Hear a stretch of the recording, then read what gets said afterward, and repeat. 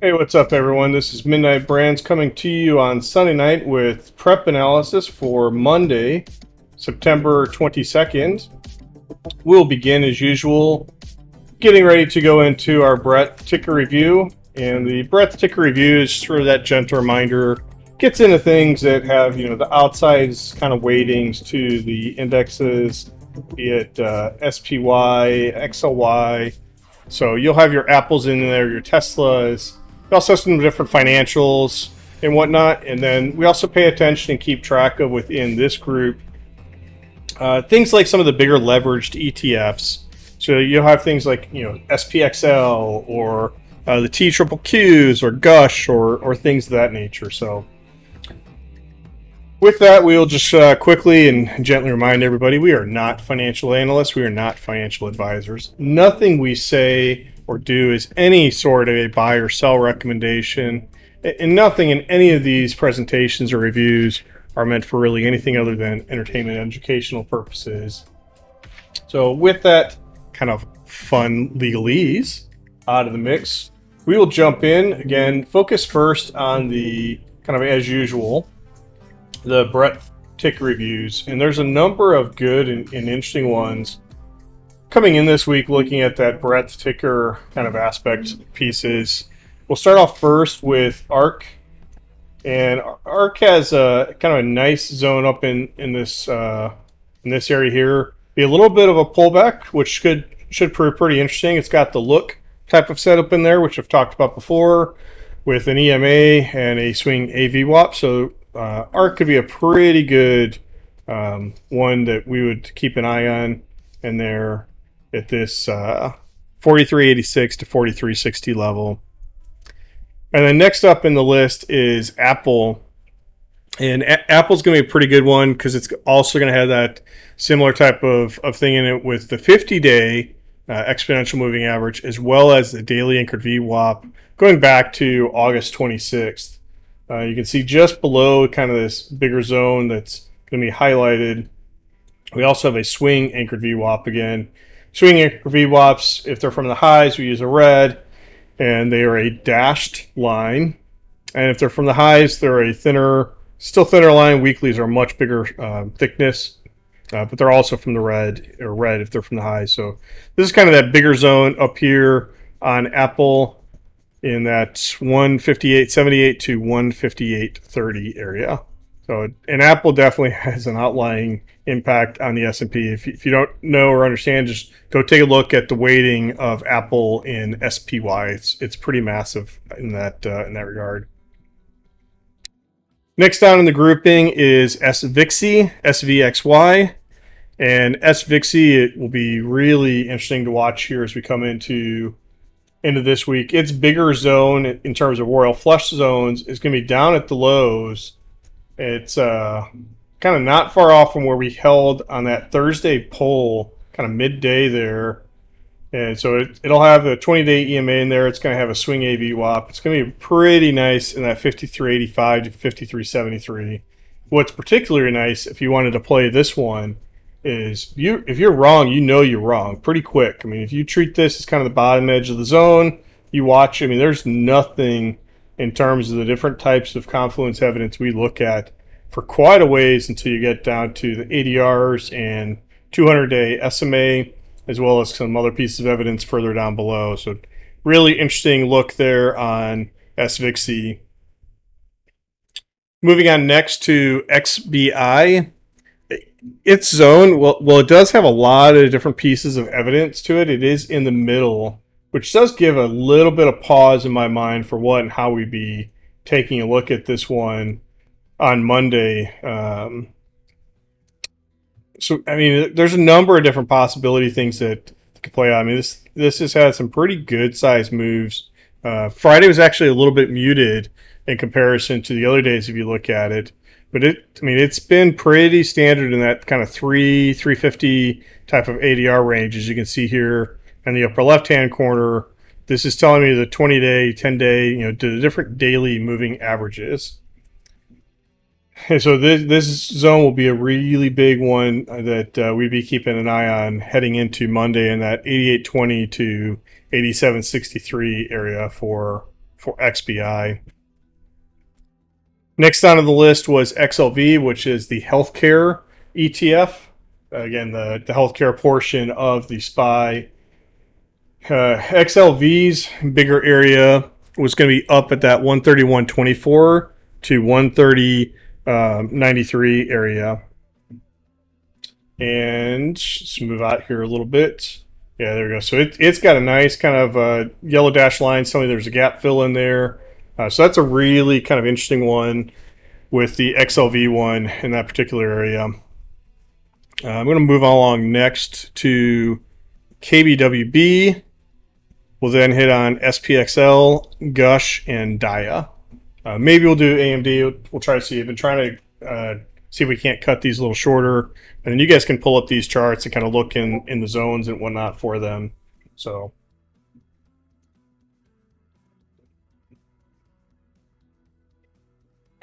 KBWB, it is part of a bunch of different regional banks and tracking index, etc. And its bigger zone is going to be down here. It's going to be really interesting with that 20-day and 50-day EMA in there at that 131.24 and through the 130.93 level. So really interesting on that one. Be quite a bit of a pullback, but it again would also be testing kind of that Thursday midday lows that we had in there. So be very interesting on that one. Just 1 second, folks.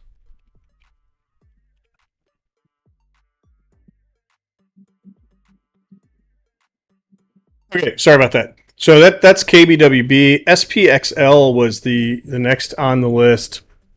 And SPXL's bigger RoyalFlush zone is at the $81 mark through $80.29. SPXL, if you aren't aware, is the leverage ETF that tracks the SPY or S&P 500. One of the things and why I pulled it in here is I was going through these charts. I noticed kind of what we pay attention to and watch is kind of an ABCD, which is just, hey, we had a good kind of move up, pretty decent pullback. And so, I mean, this could be setting up to do this kind of a move on it. It could also not, and that's why we come prepared. We look at all the different levels and what's going on, and do this prep to make sure we're ready to take action one way or another. And with that said, what's interesting tomorrow to note is the bigger zone for SPXL is up here at the highs, where you've got the 50-day EMA. You have both actually a daily and weekly anchored VWAP in this one bigger zone. So that's a pretty interesting one for us to keep an eye on. And then moving on next is GUSH. And GUSH, again, kind of gets leveraged into the various pieces for the for gas, energy, etc. So pretty interesting one on that guy. And so GUSH's bigger zone is the 167.05 to 165.86. So seems like a little bit bigger of a zone. Not crazy, really, when you think about $10, $11, $12 type of moves on this one.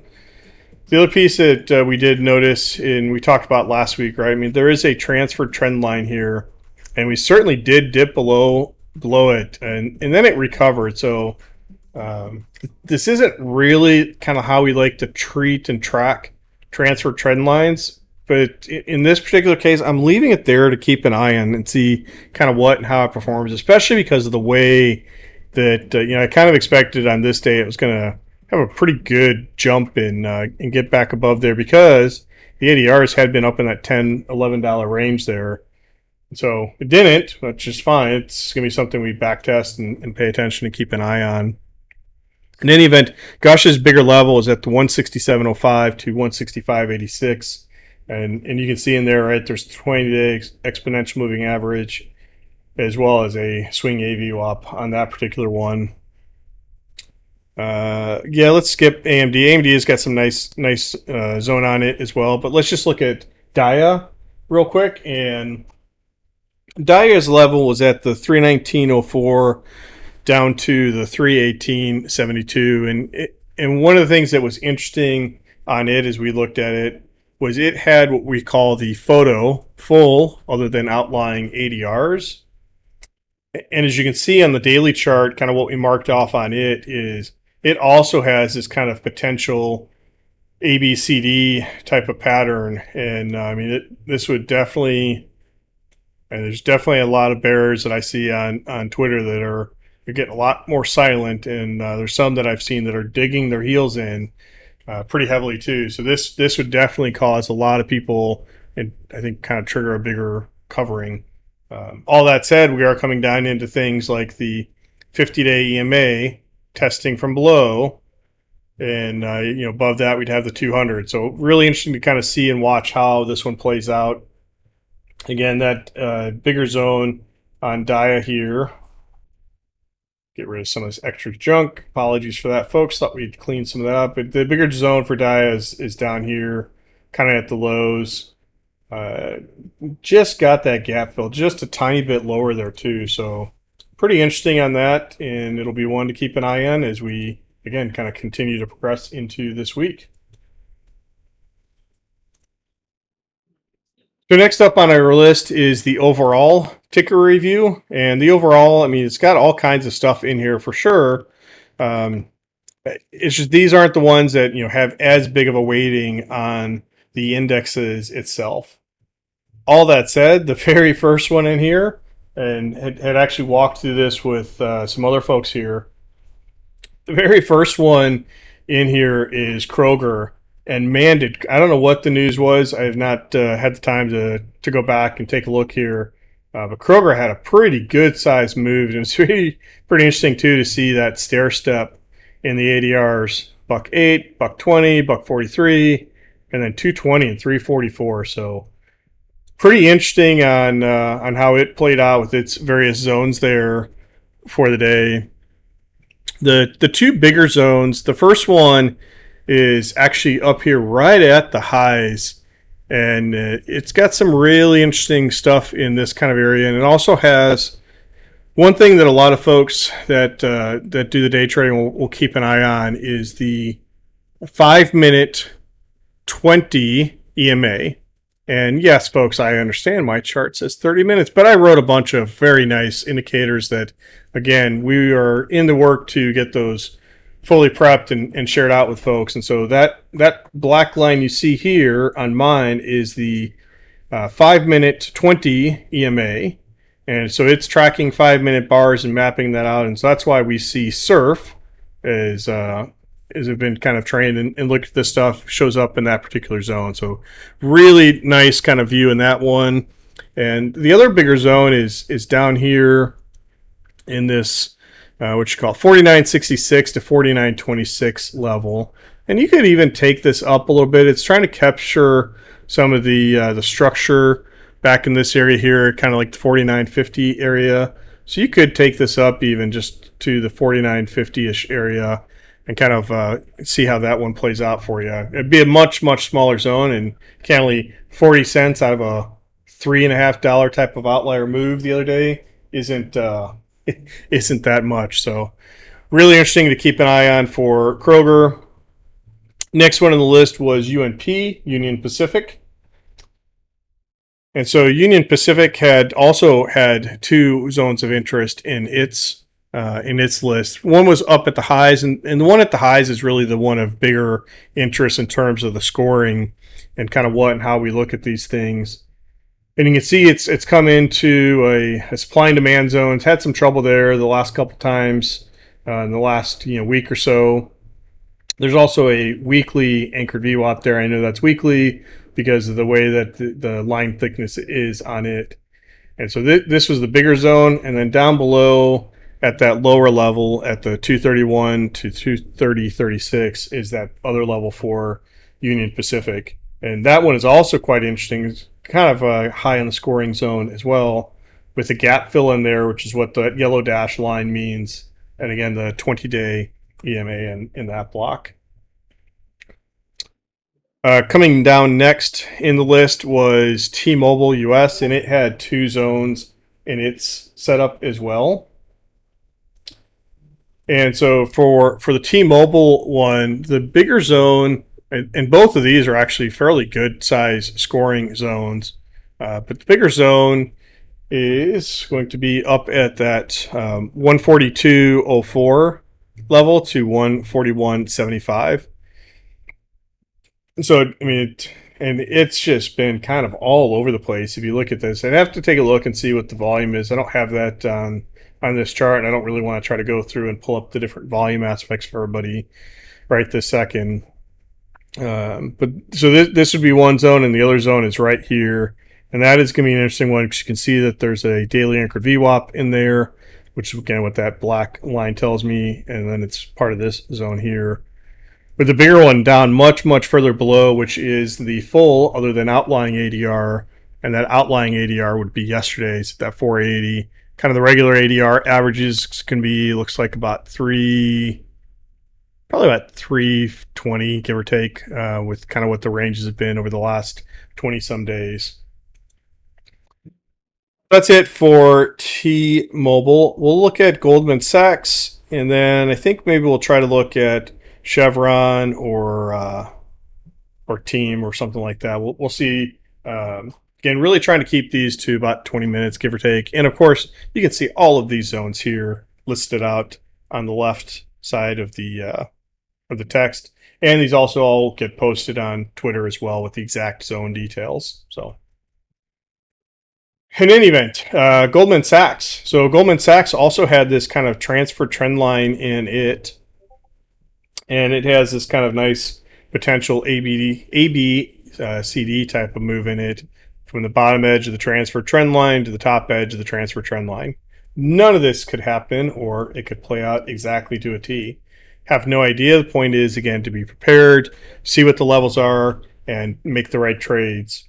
And so Goldman Sachs, with all that said, its bigger zone is here at that 338.46 to 336.87 area. So pretty nice kind of looking in that level for Goldman Sachs.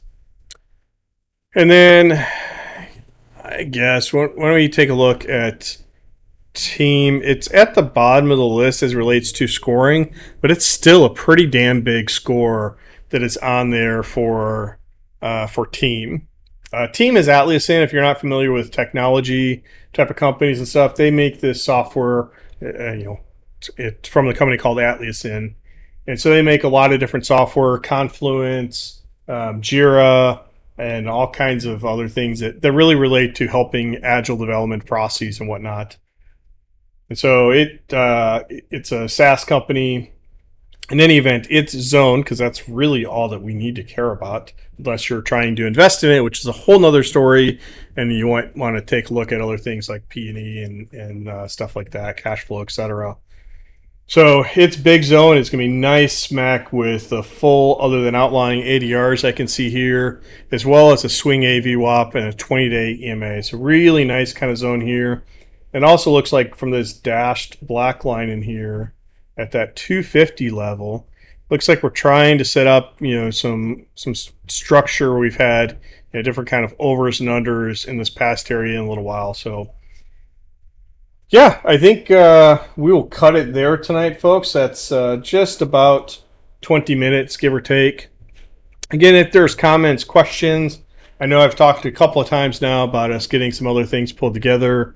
Really, some of the stuff we've got to do first is get some of the basic things set up and structured. Really have been focused, though, on trying to get some more unit tests and things written around stuff for our indicators and make sure that they are really solid and functional and in a good spot. We've been using them ourselves for quite some time now, but really want to get them into a good spot where we can share them as well as keep them protected. Some of them are pretty basic, where we do various things with some of the basic strength indicators, but then where the real fun comes in is we start to look at and combine a lot of these various indicators and find the right way, again, to carve up and note these zones into key areas to watch, or what we have started to term RoyalFlush zones. So with that, folks, we will call it a night. Thank you all, and we will catch you later this week. Bye now.